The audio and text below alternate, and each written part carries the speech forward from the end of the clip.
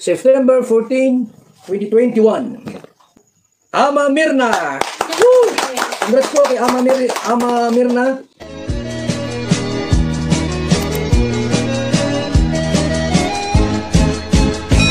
Hello, good morning! Ito na naman tayo, masaya na naman dahil makikita natin o mapapanood natin ang ibang kaganapan dito sa bakasyon ni Edu at saka ni Viancy sa Cebu. Super kilig na naman ang idinulot sa atin. Sa dami ba naman ang kanilang pinasyalan sa dami ba naman ang kanilang pinuntahan? Kahit tayo o ako ay hindi pa nakakapunta sa Cebu, ako naman ay natutuwa dahil para na rin ako nakarating doon sa Cebu dahil sa nakita ko mga kaganapan, yung mga pinasyalan nila, yung mga pinuntahan nila at talagang napakagaganda po. Ang ganda pala ng lugar ng Cebu. Improve na talaga. Alam naman kasi natin na ang Cebu siya ang pinakalumang syudad o oldest city ng Pilipinas. Yan ang unang-una naging syudad. Siyempre dahil una rin yung pag-improve nila, una rin yung pag-angat nila at una rin gumanda. Balibalita ko nga lang na maganda ang Cebu kasi hindi ko pa nga naman napupuntahan. Pero dahil dito nga kay Edu at kay Viancy, dito sa Kalingap Team sa kanilang pagbakasyon doon, para na rin tayo nakapunta nga kagaya ng sinabi ko kanina. Bagamat hindi lahat ay napasyalan pero may mga lugar silang mga special ba na dapat nilang puntahan, dapat nilang maranasan kasi may nag-guide naman sa kanila na taga doon. Dito kay Edu at saka kay Viancy, dito natin makikita yung sweetness nila. Alam natin na si Edu ay parang Robin Padilla yan, di ba? May pagka-astig pero mapagmahal. Tuwing magsasalita siya kay Viancy, talagang astig yan Nakakatuwa nga At bagay naman sa kanya, bagay kay Edu yun, yung ganong mga style ng pananalita. Maging si Viancy rin, tanggap din niya yung mga ganon. Sa kabila noon, natutuwa naman ang mag-partner na ito. Nag-enjoy ng gusto yung mga kalingap natin na pumunta doon, lalo na yung mga first time nilang maranasan. Kagaya pagsabit nila o pagtawid nila doon sa kabilang bundok, papunta sa kabilang bundok. Ano ba yung sinakyan nila? Ano yun? Yung cable trolley ba yun? Basta ganon, yung nakatali sila, tapos yun, tumawid sila doon sa kabilang bundok. Hindi nga lang nakuhanan yun ng picture o video, pero may imagine natin kung paano sila tumawid doon. Siguradong takot na takot sila dahil doon pa lang, nung kinakabit pa lang yung cable wire o yung harness tawag ba doon, ay nagkakaroon na sila ng kaba. Pero napagtagumpayan naman nila yon kasi nakatawid sila ng maluwalhati, ganon. Safe yung pagtawid nila. Ayan, first time nilang maranasan yan, lalo na kay Edu at kay Viancy. Speaking of first time, maging yung pagpunta nila sa Cebu First time nilang makapunta ng Cebu, makapasya ng Cebu, napakaraming memories ang nangyari sa kanila. Memorable daw yung kanilang pagpasyal, memorable daw yung kanilang pagbakasyon. Yung mga hindi nararanasan dati ni Viancy, ay ngayon nararanasan niya sa piling ng Kalingap. Kaya laking pasalamat niya sa Kalingap dahil nga sa nangyayari sa buhay niya sa ngayon. Sa dami ng kanilang pinuntahan, ilang araw pa sila doon na nag-iikot-ikot. Nako si Kalingap Edu, nanghihina na. Si Kalingap Edu, pagod na. At parang gusto nang bumigay yung kanyang katawan. Hinang-hina na siya. Nagsisisi ba siya sa pagpunta ng Cebu? Dahil naubusan siya ng lakas, humina siya. Gusto niyang mabuhayan Gusto niyang lumakas, gusto niyang sumigla. Panoorin natin.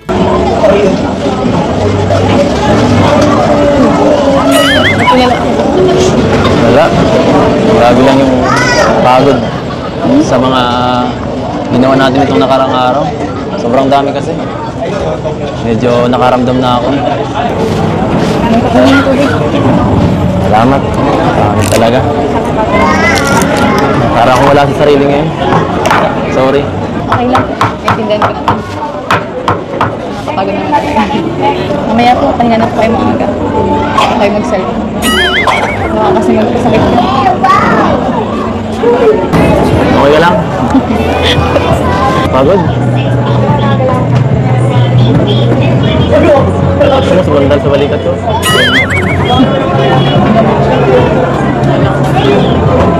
Pwede naman. Wala pa naman order natin habang naghihintay tayo. Sige na please. Pakiligin mo naman ako. Kahit isa lang. Para naman magbuhayan ako dito. Hinang-hinana ako. Pinakuyaban. Okay lang yan. Mabilis lang naman Hindi naman.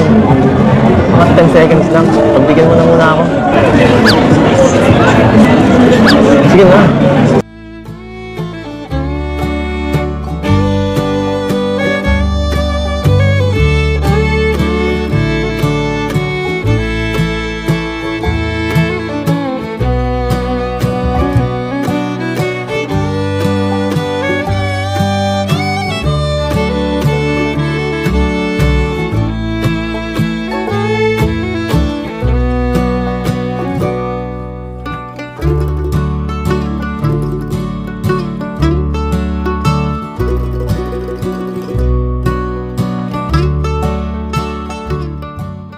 Ayun naman pala, nanghihina. Kasi nga kulang ng lambing. Para-paraan din talaga itong si Kalingap Edu ha. Talagang gusto niyang mahawakan, gusto niyang si Beyonce ay laging nasa tabi niya, gusto niyang si Beyonce ay laging nakasandal sa kanya. Ayan, yan ang nagpapalakas kay Edu. Nanghihina siya dahil kulang nga ng lambing ni Beyonce. O diba? Kilig na naman. Si Beyonce, talagang nahihiya pa siya, batang-bata pa talaga. Kasi ayaw niya nahihiya pa siya nandyan sa harapan niya o nasa tabi-tabi lang nila. Yung iba nilang kasama, sasandal siya kay Edu, di makikita na naman ng mga kasama nila yan. Baka sabihin, may something na nga talaga.